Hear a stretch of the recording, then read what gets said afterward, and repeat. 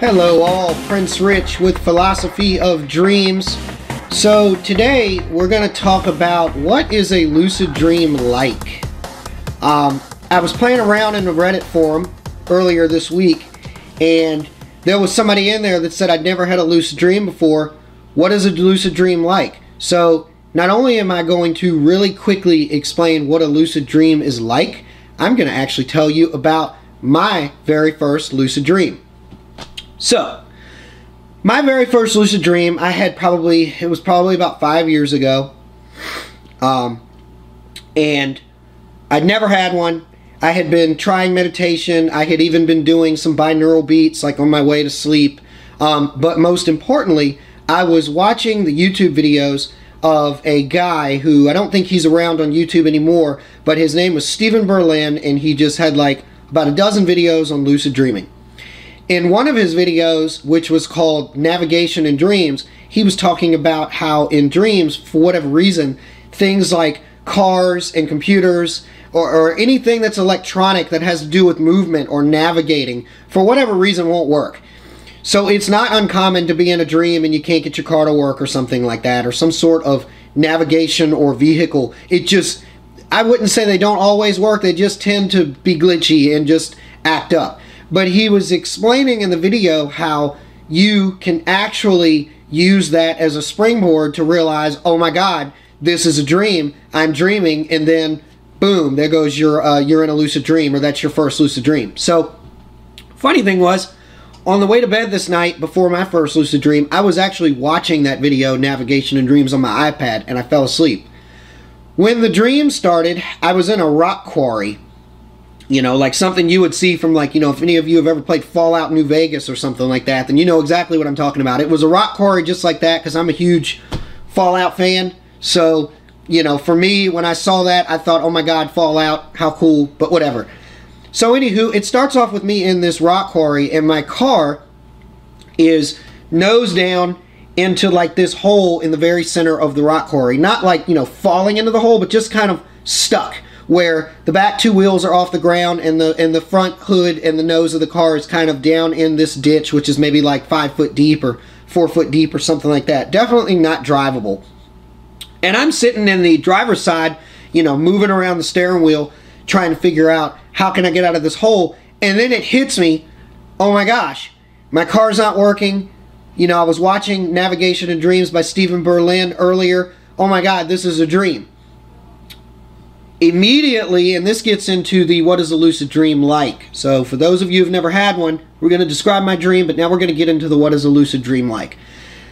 Immediately, my sense of awareness was heightened, meaning normally in your normal waking life, you kind of go through life and you don't really pay attention to your surroundings because it's a habitual thing, especially if you're going to places that you go to all the time.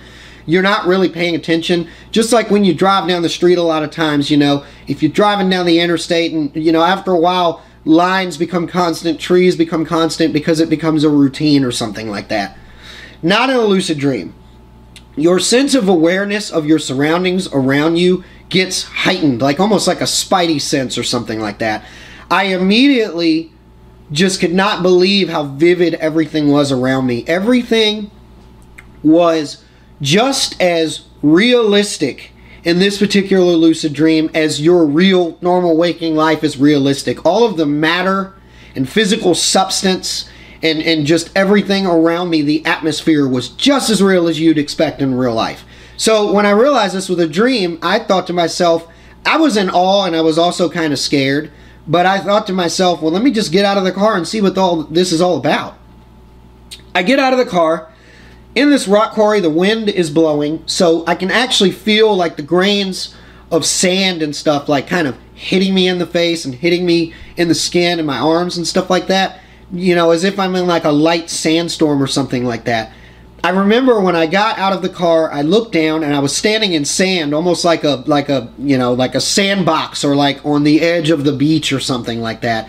And I literally took my hand and scooped down into the sand and picked up the sand and let it fall through my fingers. And as it fell through my fingers, it not only felt incredibly real, but I could actually see the wind blow the sand away that fell through my fingers. So that was just amazing.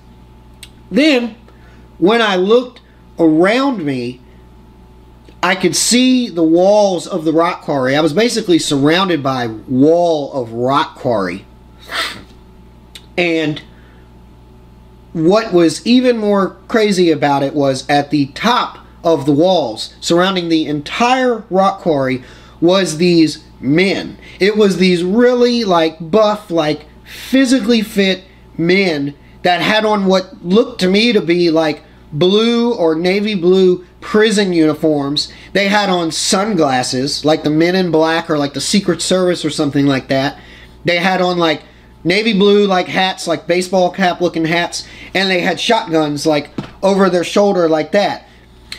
Shotguns were over their shoulder, and they were also on these big chains holding these big like Rottweilers, so like just Rottweilers and Dobermans, and they were all just standing there. They never said a word. They all were looking at me. They never took their eyes off me. They just stood there with their guns on their shoulders holding these Rottweilers. The Rottweilers never made a word. The Dobermans never made a sound. They were just sitting there, just silent. I don't know why they were there. I have some ideas on what I think the dream meant when I sat down and interpreted it myself when I became trained in interpretation. But it was just so surreal.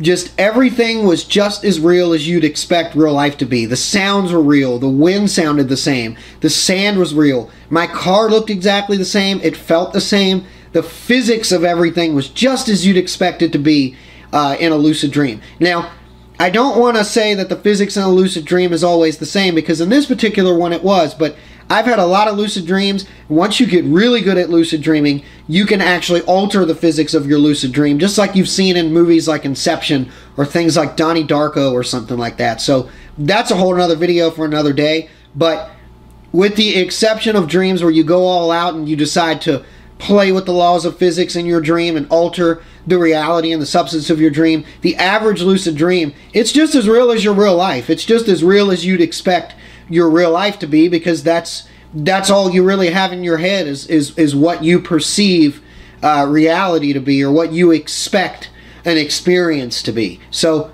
that was my first lucid dream. And for those of you that are wondering what a lucid dream is like, it really is just as real as you'd expect real life to be until you decide to start playing with or altering reality. So we'll talk more on that on a later video, but for today, that concludes this video. Don't forget to subscribe to our YouTube channel, share it with your friends or anybody else that you know of that's interested in dreams, lucid dreaming, dream analysis and interpretation, and also don't forget to periodically visit www.philosophyofdreams.com. We add new stuff every week, and I will talk to you guys again soon.